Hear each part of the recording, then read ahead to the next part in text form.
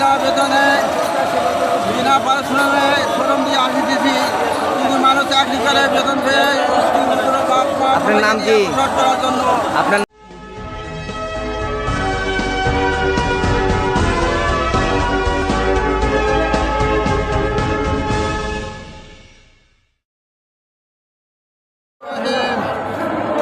أما بعد قال الله تعالى في كلام المجيد والفرقان الحميد واعتصموا بحبل الله جميعا ولا تفرقوا وقال أيضا ليس للإنسان إلا ما شاء وقال أيضا وتعز من تشاء وتذل من تشاء بيدك الخير إنك على كل شيء قدير। গতকাল অনুষ্ঠানের মাননীয় সভাপতি সাহেব ও বাংলাদেশের বিভিন্ন জেলা বা বিভিন্ন প্রান্ত থেকে আগত মানব বিভক্ত শিক্ষা প্রতিষ্ঠানের প্রধানগণ, সরকারি শিক্ষিকা বৃন্দ, সকলের প্রতি রইল আমার আন্তরিক সালাম ও শুভেচ্ছা। আমি পবিত্র কালামুল্লাহ থেকে 3টি আয়াত পেশ করেছি, যার অর্থ হলো এই: মহান আল্লাহ তাআলা বলেন, তোমরা আমার রজ্জুকে দৃঢ়ভাবে আঁকড়ে ধরো, পরস্পর বিচ্ছিন্ন হয়েও না।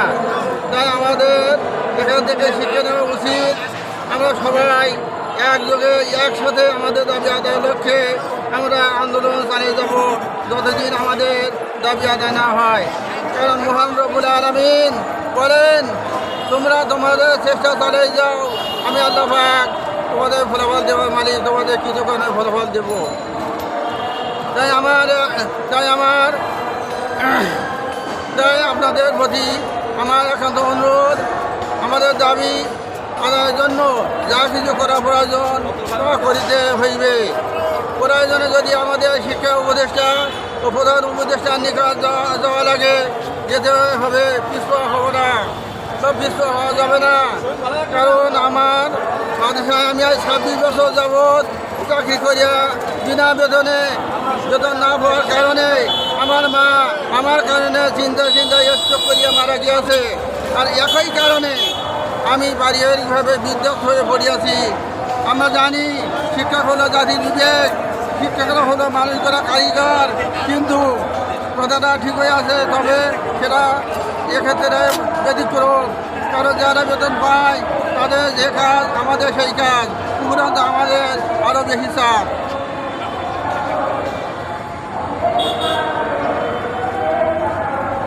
তাই প্রধান উপদেষ্টার প্রতি আমার অনুরোধ, আপনি একজন শিক্ষক মানুষ, শিক্ষকের মর্যাদা আমি ভালোভাবে বুঝবার পর আমাদের প্রতি বিন্দুমাত্র অনুবাদ না করিয়া আপনি অনুবাদ করতেছেন না।